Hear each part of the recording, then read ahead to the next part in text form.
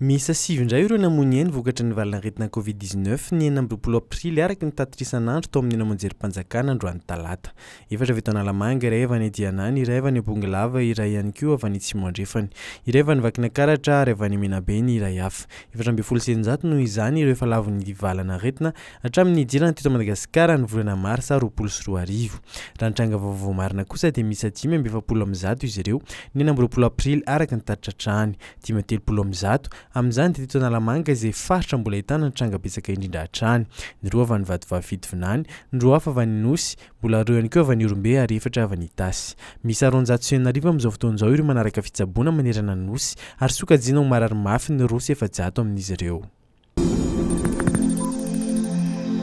Miharihary ankehitriny tsy fitoki-kevitra eo amin'ny sampikambana amin'ny komity mpanantanteraka ny federasiona malagasy ny baolina kitra momba ny raharaha Nicolas Dupuis rehefa tsy nisy fanapahan-kevitra voaray tamin'ny fivorina tamin'ny farany herinandro lasa sy tamin'ny herinandro ity dia nanapa-kevitra ny anambara-pahabemasony ny heviny ireo mpikambana 40 ao amin'ny komity mpanantanteraka ary nilaza fa voatazona amin'ny toerana mampanazatra azy i Nicolas Dupuis satria izay no hevitry ny maronisy tsy mbola nisy anefa ny fifidianana natao nandraisan'io fanapahan-kevitra io ka nitolakandro ny fionan'ny mpikambana 4 tampanao gazety tena moka fanambarana ny avao amin'ny federasiona malagasy ny baolina kitra milaza fa tsy manakery ary tsy mitombona izay fanambarana rehetra momba ny fampiatoana na ny fanesorana ny mpanazatra no mafisy ny fanambarana io fa fanapahan-kevitra rehetra niraisina ao anivon'ny federasiona dia miainga avy amin'ny fanambarana ofisialy avokoa.